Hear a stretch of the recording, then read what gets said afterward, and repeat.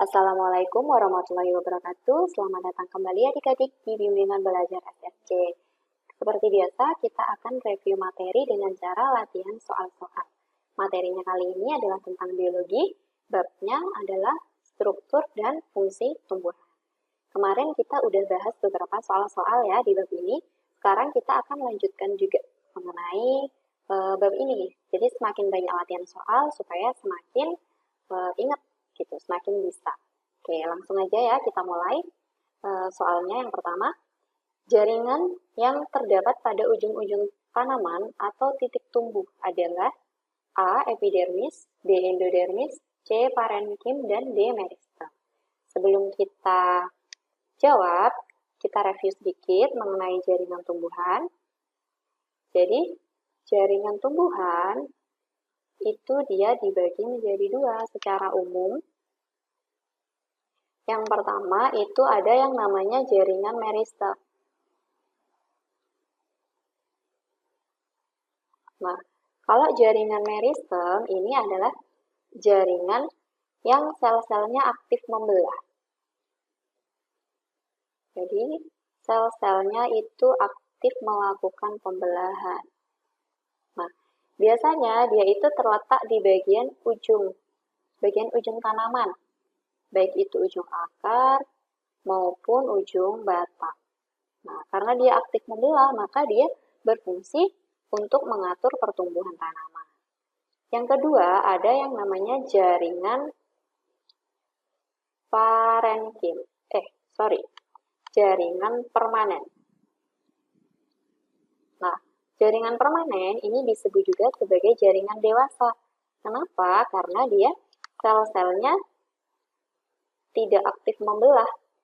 Nah, sel-selnya sudah tidak aktif melakukan pembelahan. Nah, tapi nanti dia akan menyesuaikan dengan fungsinya. Jadi bentuknya akan menyesuaikan dengan fungsinya. Jadi nanti di sini dia ada macam-macam lagi jaringan permanen itu. Ada yang namanya epidermis, kemudian ada yang namanya jaringan parenkim, terus ada jaringan penguat atau penyokong, dan ada jaringan pengangkut. Jadi nanti si jaringan permanen ini akan berdiferensiasi, bentuknya menyesuaikan dengan fungsinya masing-masing. Nah, di sini kalau yang jaringan epidermis ini dia berfungsi sebagai pelindung, karena dia letaknya bagian terluar dari seluruh organ tumbuhan. Nah, karena dia bagian terluar, maka dia berfungsi untuk melindungi. Kemudian parenkim ini disebut juga sebagai jaringan dasar. Jadi dia menyusun sebagian besar tubuh tumbuhan. Jadi sebagian besar tubuh tumbuhan itu tersusun oleh jaringan parenkim. Nah, kalau jaringan penguat atau penyokong jelas dia untuk menyokong berdirinya tumbuhan. Nanti di sini ada dua, ada kolenkim dan juga sklerenkim. Kalau kolenkim ini dia yang menyokong tumbuhan yang masih muda. Kalau sklerenkim ini dia yang menyokong tumbuhan yang sudah tua. Kayak gitu. Kemudian ada jaringan pengangkut. Nah, ini yang umum kalian ketahui ya. Ada dua, ada xilem dan juga floem. Kalau xilem berfungsi untuk mengangkut air dan garam mineral, kalau floem berfungsi untuk mengedarkan hasil fotosintesis. Oke. Sekarang kita lihat. Yang ditanyakan di soal adalah jaringan yang letaknya di ujung tanaman atau titik tumbuh. Berarti di sini jawabannya adalah jaringan meristem yang D. Oke, kita lanjutkan ke soal yang berikutnya. Bulu akar merupakan modifikasi dari jaringan titik-titik A. Epidermis, B. Korteks, C. Endodermis, dan D. Silinder pusat. Nah, oke, sebelum kita jawab, kita review sedikit mengenai bagian-bagian dari akar ya. Jadi kalau digambarkan,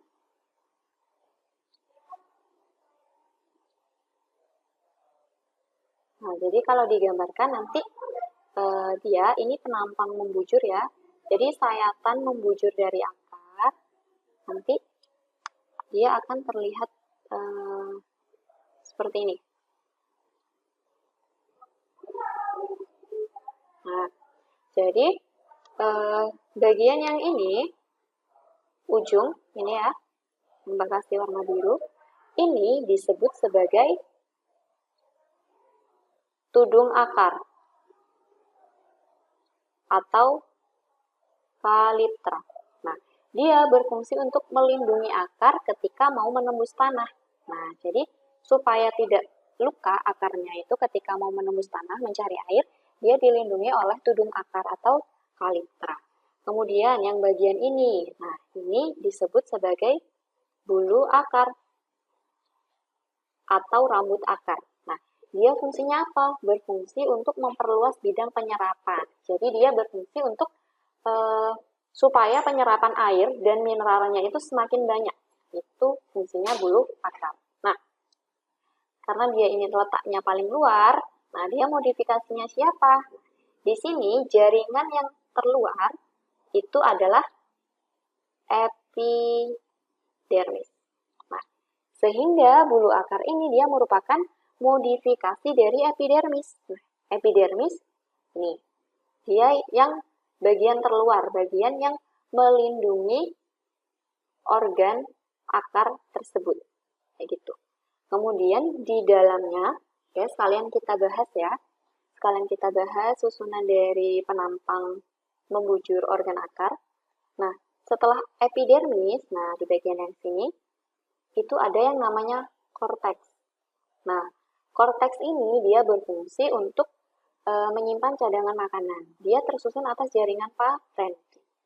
Kemudian, yang ini ya, yang warna merah, ini ada yang namanya silinder pusat.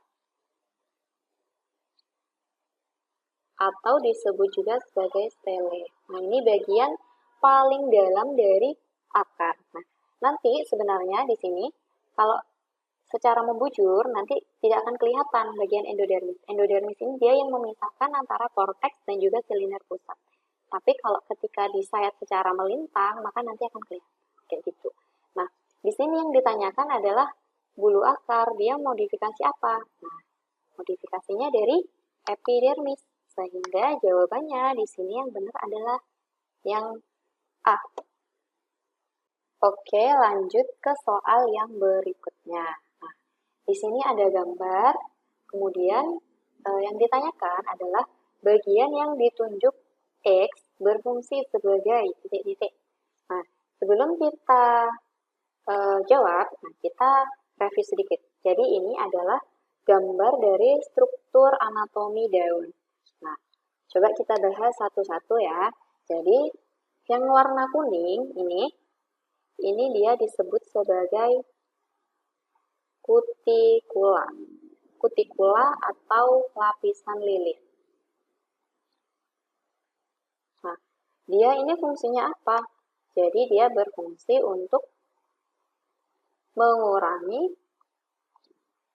transpirasi atau mengurangi penguapan air ya, supaya tanaman tersebut tidak banyak kehilangan air, maka di bagian atas sendiri itu dilapisi oleh lapisan lilin atau kutikula. Kemudian di bagian bawahnya, yang ini disebut sebagai epidermis. Karena ini dia ada di atas, maka disebut sebagai epidermis atas. Nah, fungsi dari epidermis itu apa? Dia berfungsi untuk pelindung atau melindungi jaringan yang ada di bawahnya. Nah, kemudian di bawahnya epidermis, nah yang rapat ini namanya adalah palisade atau parenkim palisade. Nah, dia ini fungsinya apa? karena dia ini susunannya rapat, ini dia disebut juga sebagai jaringan tiang. Gitu. Nah, jadi nama lainnya palisade itu adalah jaringan tiang.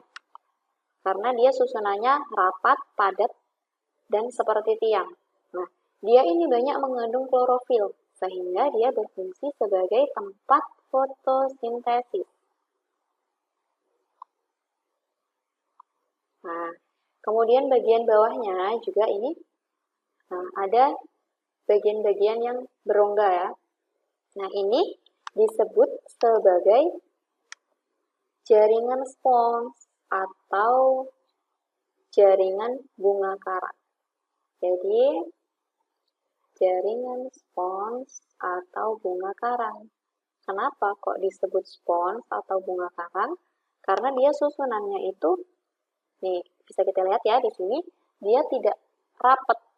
Jadi banyak rongganya, kemudian tidak teratur. Nah di sini dia juga mengandung klorofil, tapi jumlahnya lebih sedikit dibandingkan dengan palisade, sehingga dia juga berfungsi sebagai tempat fotosintesis. Nah, kalau kita lihat di sini kan ada bagian rongga-rongganya ya. Jadi rongganya ini di sini berfungsi untuk menyimpan karbon dioksida. Nah, seperti kita tahu bahwa karbon dioksida itu merupakan bahan baku untuk fotosintesis. Nah, disimpan di bagian jaringan spons ini. Nah, selain itu, kalau kita lihat, nah, di sini juga ada bagian yang warna merah sama biru, di mana yang biru ditunjuk oleh huruf X. Jadi, yang warna biru ini disebut sebagai phloem. Kalau yang warna merah ini adalah xilem. Nah, xilem ini berfungsi untuk mengangkut air dan garam mineral dari akar ke daun. Kalau phloem ini berfungsi untuk mengedarkan hasil fotosintesis. Ya. Kemudian yang bagian bawah ini sama ya seperti yang ini. Ini juga epidermis. Nah, karena dia letaknya di bawah, maka disebut sebagai epidermis bawah. Fungsinya sama untuk pelindung. Berarti dia melindungi jaringan yang ada di atasnya. Nah, yang ditanyakan adalah bagian yang bertanda huruf X, adalah phloem. Nah, phloem tadi dia berfungsi untuk mengedarkan hasil fotosintesis. Berarti di sini jawabannya adalah yang D. Oke, soal yang berikutnya. Lapisan pelindung pada daun tumbuhan yang menginspirasi pembuatan lapisan pengilap cat mobil adalah. Nah, jadi kalau kalian tahu pengilap cat mobil ini fungsinya apa sih? Dia kan berfungsi supaya cat mobilnya itu tidak gampang rusak, ya. Nah, sehingga kalau kalian ingat-ingat lagi, lapisan teratas dari jaringan tumbuhan ya, ada yang namanya apa tadi? Kita udah bahas ya. Nah, anggap aja ini daun ya. Jadi, bagian atas sendiri yang warna merah itu namanya kutikula atau lapisan lilin. Dia berfungsi untuk mengurangi transpirasi pada daun. Nah, jadi kutikula pada daun ini dia menginspirasi pembuatan lapisan pengilap pada cat mobil. Jadi supaya mobilnya itu catnya nggak gampang rusak. Sehingga di sini jawabannya adalah yang B. Kutikula. Oke, soal yang berikutnya. Perhatikan gambar irisan organ tanaman di bawah ini. Ada gambar ya, di sini ada huruf X.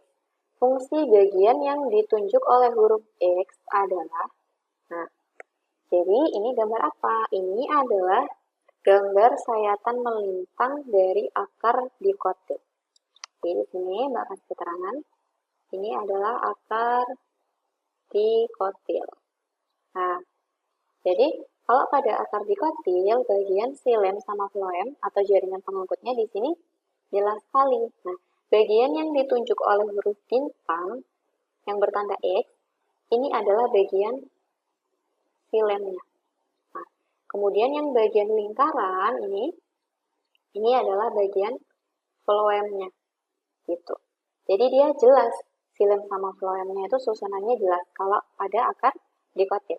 Nah, kalau xilem ini dia berfungsi untuk mengangkut air dan mineral dari akar ke daun. Kemudian kalau floem ini dia berfungsi untuk mengedarkan hasil fotosintesis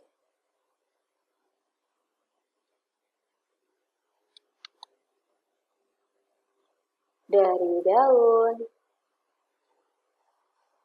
ke seluruh tubuh tumbuhan. Kayak gitu.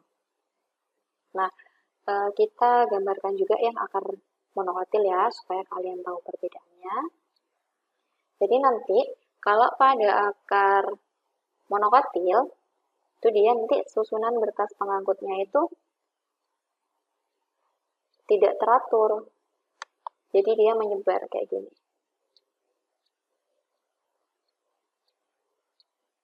Nah, jadi kayak gini. Jadi antara xilem sama floemnya tuh nggak rapi, nggak seperti ini ya.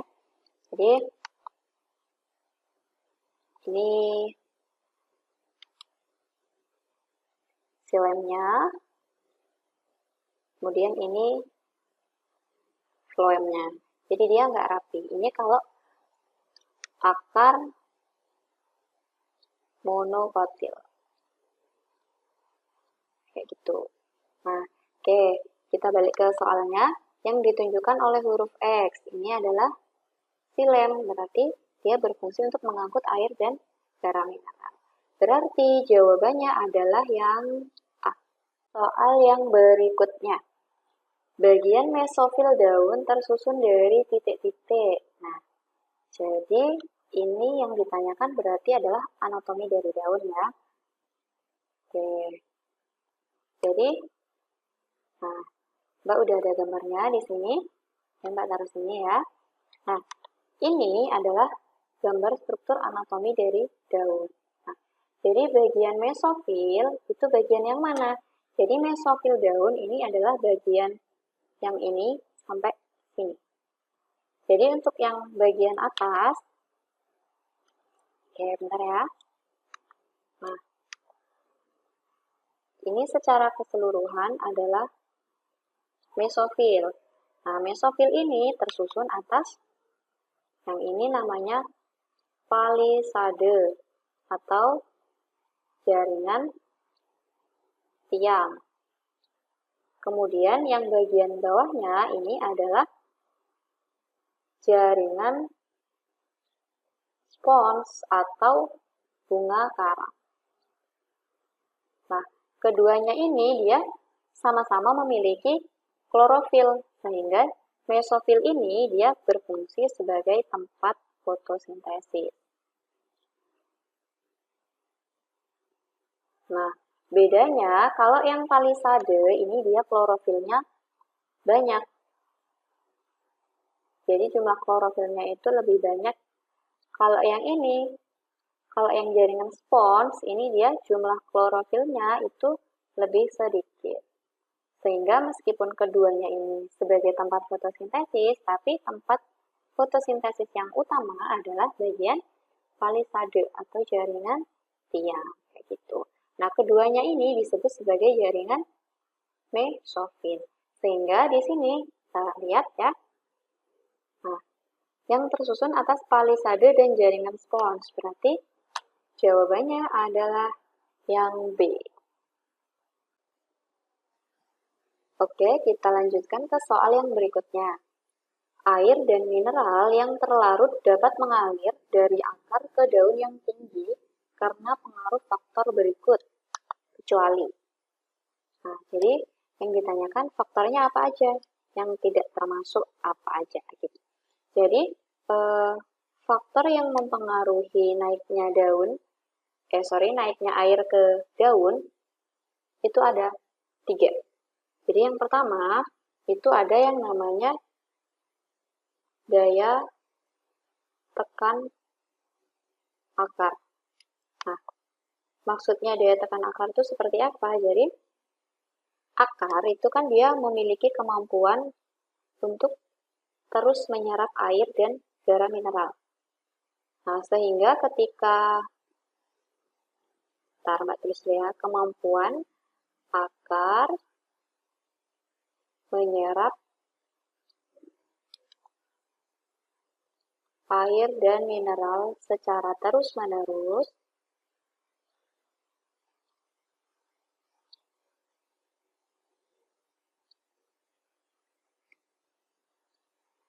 sehingga air dan mineral tersebut akan terdorong ke atas. Nah, itu yang disebut sebagai daya tekan akar.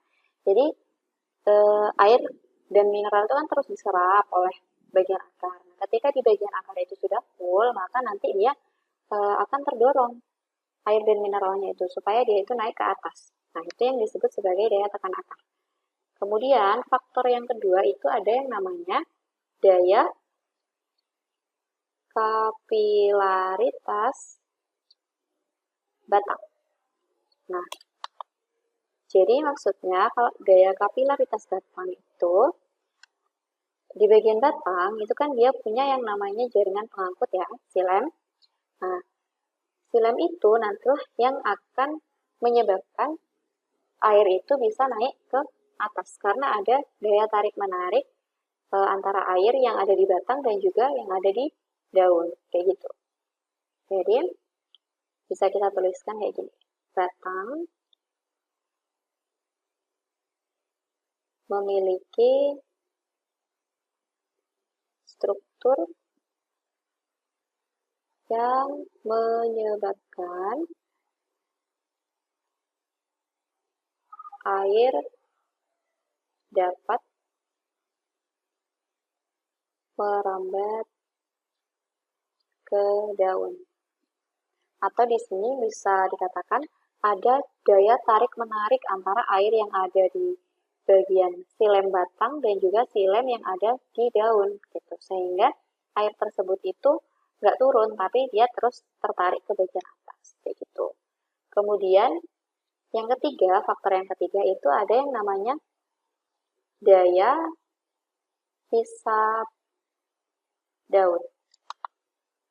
Nah, daya hisap daun ini maksudnya seperti apa? Jadi kan kalau kita tahu bagian daun itu kan terus mengalami yang namanya transpirasi. Nah, ketika terjadi proses transpirasi, maka di bagian daun akan kekurangan air. Sehingga air dari bawah itu akan dihisap oleh daun untuk menggantikan kehilangan air yang ada pada daun. Jadi bisa kita tuliskan seperti ini. Terjadinya penguapan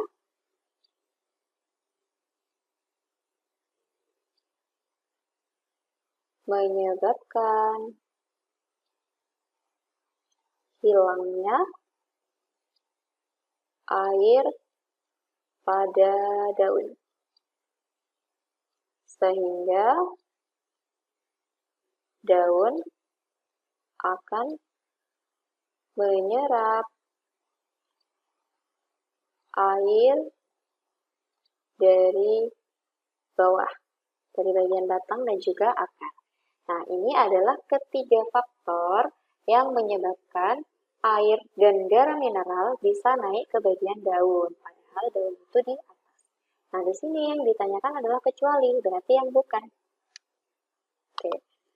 Tekanan akar, benar. Tekanan daun, kita lihat kapilaritas batang, benar. Daya hisap daun, benar. Berarti di sini jawabannya adalah yang B. Oke, kita lanjutkan ke soal yang berikutnya. Mesofil daun yang mengandung sedikit kloroplas adalah jaringan titik-titik. A. lentisel, B. palisade, C. sel penutup, D. spons. Nah, tadi kita udah bahas juga di bagian soal yang berikutnya ya. Jadi mesofil, tadi kan dia dibagi menjadi dua. Jadi mesofil itu terdiri atas palisade atau jaringan tiang, dan satunya adalah jaringan spons atau bunga karang. Nah, yang mana yang lebih banyak mengandung klorofil? Nah, jadi yang banyak mengandung klorofil adalah bagian palisade, karena dia susunannya itu lebih rapat, sehingga dia banyak klorofil. Kalau yang jaringan spons, ini dia sedikit klorofilnya, karena dia susunannya itu lebih renggang dan tidak beraturan serta banyak rongga udara. Nah, berarti di sini jawabannya yang mengandung sedikit kloroplas adalah yang D atau jaringan spons. Kalau lentisel ya, lentisel ini adalah celah pada batang. Nah, dia berfungsi sama seperti stomata, yaitu untuk pertukaran gas dan juga air. Kalau sel penutup ini adalah sel penjaga yang berfungsi untuk melindungi stomata atau yang mengatur proses membuka dan menutupnya stomata. Kayak gitu. Ini ada pada daun. Kayak gitu ya. Oke, soal yang berikutnya. Keluarnya air di pagi hari karena kelembaban tinggi melalui hidatoda pada ujung daun disebut titik-titik. Jadi, A. transpirasi, B. evaporasi, C. imbibisi, dan D. gutasi. Nah, jawabannya apa? Jadi, di sini jawabannya yang benar adalah yang D. Gutasi. Nah, jadi kalau Mbak gambarkan, oke. Nah, misalkan ini ada daun ya. Jadi dia nanti airnya itu akan keluar di bagian sini. Mbak kasih warna merah. Di bagian tepi-tepi daunnya atau bagian ujung. Begitu. Jadi hidatoda itu dia letaknya di bagian tepi daun atau di bagian ujung. Nah, biasanya gutasi ini terjadi ketika kelembabannya tinggi dan tidak ada cahaya. Jadi ketika terjadi kelebihan air pada daun, terus kelembabannya tinggi, sedangkan tidak ada cahaya matahari untuk proses transpirasi atau penguapan, maka airnya akan dikeluarkan dalam bentuk titik-titik air yang disebut sebagai gutasi. Nah, kalau transpirasi ini dia penguapan air pada tumbuhan. Jadi dia maksudnya adalah pengeluaran air melalui uap. Jadi airnya itu diuapkan. Kalau gutasi ini dia airnya dikeluarkan dalam bentuk titik-titik air. Itu bedanya. Nah, kalau evaporasi ini dia juga penguapan. Tapi dia penguapan pada tanah biasanya. Itu disebut sebagai evaporasi. Artinya dia penguapan yang terjadi bukan pada makhluk hidup. Kalau transpirasi ini dia penguapan yang terjadi pada tumbuhan atau makhluk hidup. Nah, kalau imbibisi itu apa? Imbibisi adalah masuknya air ke dalam biji. Biasanya ini terjadi ketika biji tersebut mau berkecambah. Jadi nanti air akan masuk ke dalam biji sehingga bijinya itu akan mengembang sehingga kulit bijinya itu bisa pecah dan bijinya bisa berkecambah. Jadi seperti itu. Oke, jawabannya adalah yang D.